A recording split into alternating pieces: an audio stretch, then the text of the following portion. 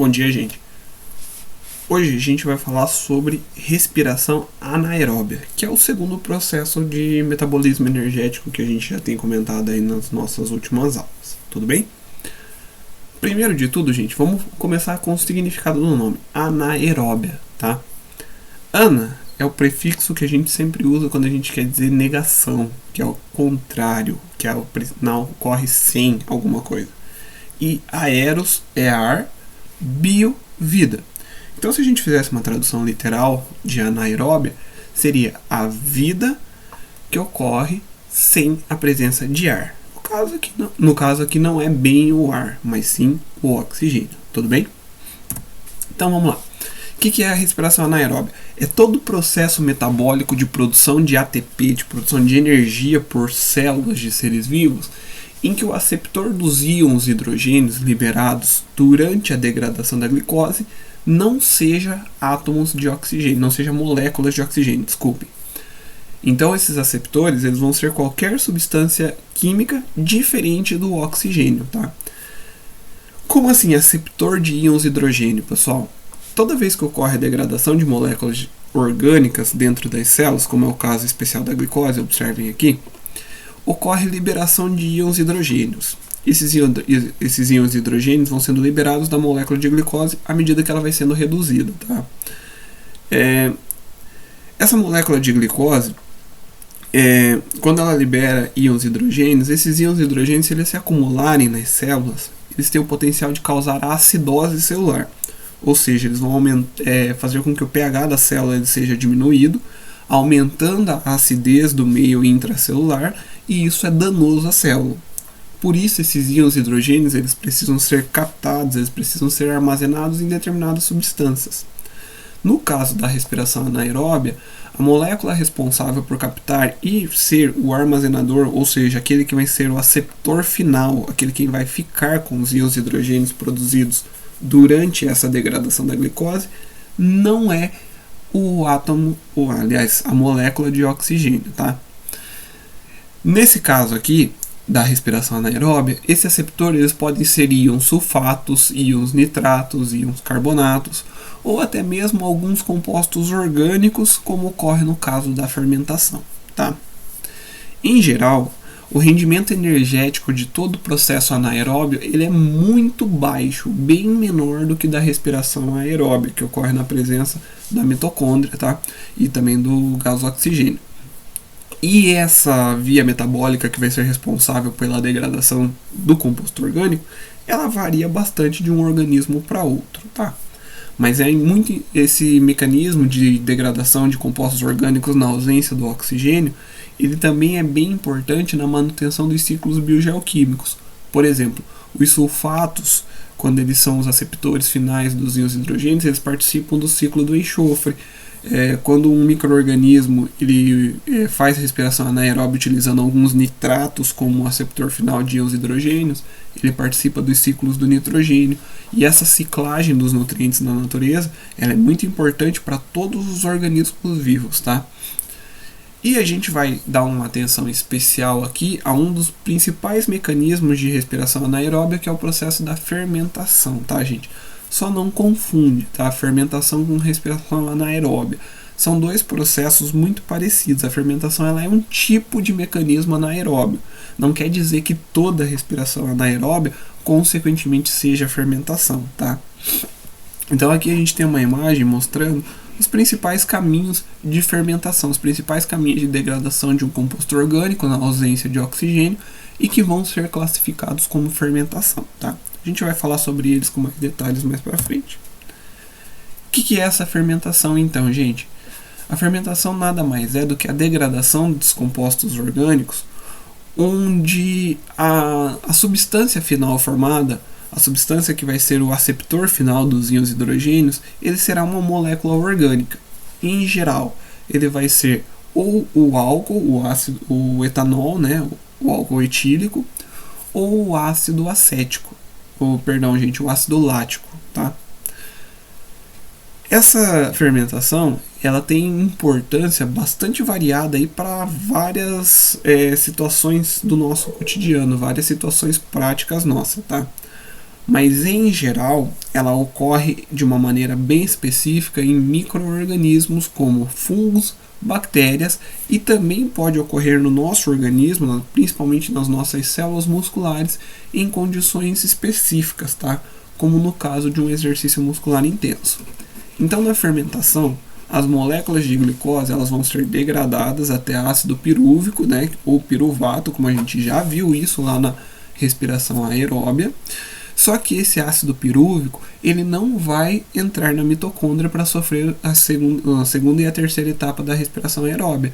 Ele vai sofrer um processo de descarboxilação ou incorporação de hidrogênios, e ao final será produzido um outro composto orgânico, que é um composto orgânico final, que é quem vai caracterizar a nossa fermentação, tá?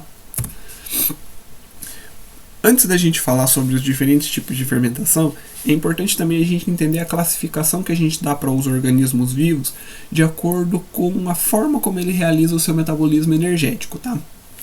A gente chama os organismos de anaeróbios estritos. Olha aqui, anaeróbio estrito. Lembra que anaeróbio quer dizer vida que ocorre sem ar. Então, no caso, os anaeróbios estritos são aqueles organismos que só vão conseguir realizar o seu processo metabólico na ausência completa de oxigênio, ou quando a concentração desse gás estiver muito baixa, tá? Geralmente são organismos que vivem em regiões onde o oxigênio ele tem uma concentração muito baixa, tá? Como, por exemplo, a gente pode pegar alguns exemplos de bactérias metanogênicas que vivem em pântanos, onde a concentração de oxigênio ela é extremamente baixíssima, tá? Ou um outro exemplo também bem característico é a bactéria causadora do tétano, a Clostridium tetani. Ela é uma bactéria que ela se desenvolve apenas na ausência de oxigênio. Por isso, para que uma pessoa desenvolva essa doença, ela precisa geralmente realizar um ferimento bem profundo na pele, onde a bactéria consiga entrar em partes do nosso corpo onde o oxigênio ele é bem escasso, tá? O segundo grupo são os anaeróbios facultativos. O que é um anaeróbio facultativo, gente? Anaeróbio facultativo é aquele organismo que consegue realizar o seu metabolismo energético tanto na presença quanto na ausência do oxigênio, tá? Ou seja, o oxigênio para ele é indiferente. Ele consegue realizar a sua fermentação quando não existe oxigênio, e quando existe oxigênio, ele faz uma via aeróbia ou até mesmo uma via anaeróbia, mas que não é tóxico para ele. O oxigênio ele consegue sobreviver na presença dele, tá? E por último, os aeróbios estritos são aqueles que só conseguem realizar seu metabolismo energético quando tem oxigênio presente, tá? Aqueles que dependem do oxigênio. Então olhem aqui nesse exemplo dessa imagem. Suponham-se 3 tubos de ensaio, onde a gente coloca aqui uma substância nutritiva, e nessa substância nutritiva a gente tem uma graduação da quantidade de oxigênio nela. Ou seja, as regiões mais no fundo do tubo tem pouco oxigênio, essas regiões no meio do tubo tem uma quantidade mediana, e essas regiões mais próximas à superfície, que é onde está em contato com o ar, é onde tem mais oxigênio, tá? Então, organismos que sejam anaeróbios estritos, vamos supor um micro-organismo que seja anaeróbio estrito, ele tenderia a se desenvolver apenas na parte do fundo do meio de cultura aqui, no fundo do tubo, porque é a região onde tem a menor concentração de oxigênio. Os anaeróbios facultativos, eles se desenvolveriam de uma forma gradual por todo o recipiente, tanto na parte mais ausente de oxigênio, quanto na parte mais presente de oxigênio.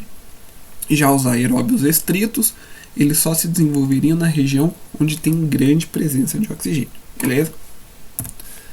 Agora vamos falar sobre os diferentes tipos de fermentação e as aplicações práticas que ela tem no nosso dia a dia, beleza? Primeiro tipo de fermentação é a fermentação alcoólica, tá? Como o nome já diz, o nome ali depois de fermentação, ele define quem vai ser o produto final desse processo metabólico. Ou seja, quem vai ser a substância que vai ser gerada lá depois, a partir do piruvato, beleza?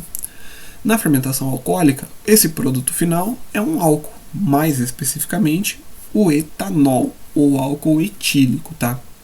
E também é produzido aqui gás carbônico, porque ocorre descarboxilação do piruvato, já que o piruvato é uma substância com 3 carbonos e o etanol é uma substância só com 2, então tem que ocorrer uma descarboxilação do piruvato. e são produzidas 2 moléculas de ATP como rendimento energético final para cada molécula de glicose. Tá? Essa fermentação, ela também, em geral, para que ocorra a formação do etanol, os íons hidrogênios que foram produzidos durante a degradação da glicose são incorporados ao etanol, são incorporados ao piruvato para formar o etanol. Tá? Então o etanol seria aqui no caso o aceptor final de íons hidrogênios na fermentação alcoólica. Aplicações práticas da fermentação alcoólica, ou seja, onde que esse processo ele tem uma aplicação bastante importante no nosso dia a dia. Tá? Produção de bebidas alcoólicas, tá? Todo tipo de bebida que que tem alguma porcentagem alcoólica nela, ela é produzida por fermentação alcoólica. Na produção de pães também, e principalmente na produção de combustíveis. No caso aqui, o combustível é o etanol, aquele que a gente conhece como álcool em especial, tá? Essas aplicações, gente, elas são importantes.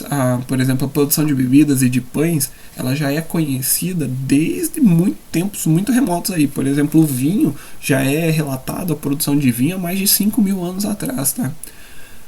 Mas ele só foi associado como um processo de metabolismo energético a partir do momento que puderam ser observados os micro-organismos, a partir da invenção do microscópio. Hoje a gente sabe que a fermentação alcoólica ela é realizada principalmente por fungos, em especial as leveduras, tá? Lá, por exemplo, quando a gente vai fazer pão, que se usa o fermento biológico nada mais é do que uma levedura conhecida como Saccharomyces cerevisiae. Essa levedura aqui, ó, que é um fungo que faz fermentação alcoólica, que degrada a glicose, gerando como um produto final o etanol, tá? O segundo tipo de fermentação é a fermentação lática. A fermentação lática, a diferença dela para a fermentação alcoólica é o seguinte: primeiro, o produto final. A substância que vai ser gerada ao final da fermentação lática não é etanol, não é álcool, é o ácido lático, tá? Percebam que o ácido lático, diferente do etanol, tem 3 carbonos e não 2. Então, para que ocorra a fermentação lática, não ocorre descarboxilação do piruvato, ou seja, não tem liberação de gás carbônico, tá? E também ocorre, como rendimento energético final, a produção de duas moléculas de ATP para a célula que realiza a fermentação lática. Os principais realizadores de fermentação lática são bactérias, tá? As bactérias que fazem, por exemplo, a degradação do leite para que sejam produzidos derivados de leite, queijos, coalhadas, iogurtes e toda a variedade aí de derivados de queijo, de leite que existem, são fermentadores láticos, tá? Mas também a fermentação lática ela pode ser realizada pelo nosso próprio organismo, pelo nosso próprio corpo, em condições quando a gente está realizando um exercício muscular muito intenso e que a gente não tem o hábito de realizar esse exercício. Vamos supor lá, quando você vai para a academia no primeiro dia da academia, que você não está acostumado com aquela atividade física. Você vai fazer seu treino normal lá. No dia seguinte você vai acordar cheio de dor no seu músculo. Por que isso acontece? Nossas células, em geral, elas produzem energia através da via aeróbia, tá? Na via que usa oxigênio. Porém, quando a gente está realizando um exercício muscular intenso, começa a faltar suporte de oxigênio para o nosso músculo. Aí, para o músculo ele não parar de realizar atividade física, ele muda a via produtora de energia, ou seja, ele passa a realizar a produção de energia não mais por uma via aeróbia, mas por uma via anaeróbia, e realiza a fermentação lática. Como o produto final da fermentação lática é o ácido lático, esse ácido ele se acumula entre as fibras musculares e é ele o responsável por causar a dor no dia seguinte. É esse acúmulo de ácido lático entre as fibras musculares que causa a dor muscular no dia seguinte. À medida que você vai se tornando mais habituado em realizar aquela atividade física, seu músculo você vai se adaptando a fornecer mais oxigênio para o seu músculo e, consequentemente, você deixa de realizar a fermentação lática e passa a realizar somente a respiração aeróbia nos seus músculos. Beleza? Para a gente finalizar, um quadrinho aqui representando a comparação entre respiração aeróbia e respiração anaeróbia, tá? Com as principais características.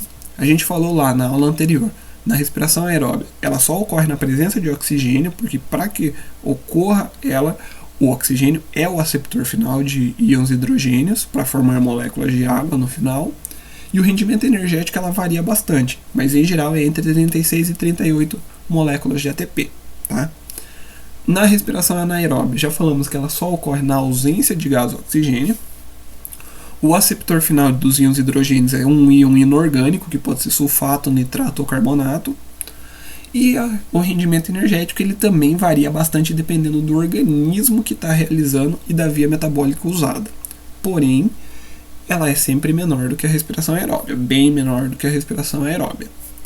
E a fermentação, que é um tipo de respiração anaeróbia, ela pode ocorrer na presença de oxigênio, na ausência de oxigênio, tanto faz. O aceptor final dos íons hidrogênios é um composto orgânico, que pode ser o etanol, pode ser o ácido lático, pode ser o ácido acético, pode ser o metano.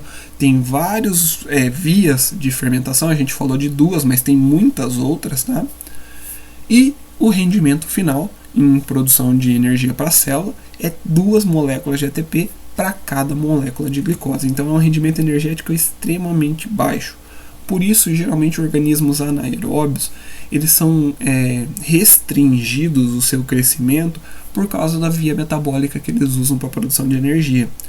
Por isso, muitos organismos que realizam a respiração anaeróbia, eles são organismos pequenos, são unicelulares, não têm um crescimento muito acentuado, exatamente por causa dessa via metabólica utilizada na geração de energia, que não é uma via que gera bastante energia para uma mesma quantidade de produto usado. Se você comparar ali, por exemplo, a respiração aeróbia e a fermentação ela é 18 a 19 vezes menos eficiente na geração de energia do que a respiração aeróbia. Ou seja, para cada molécula de glicose utilizada, a respiração aeróbia é capaz de produzir 18 vezes mais energia do que no caso da fermentação. Beleza, gente? Então, nossa aula é isso. Até a próxima aula. Tchau, tchau.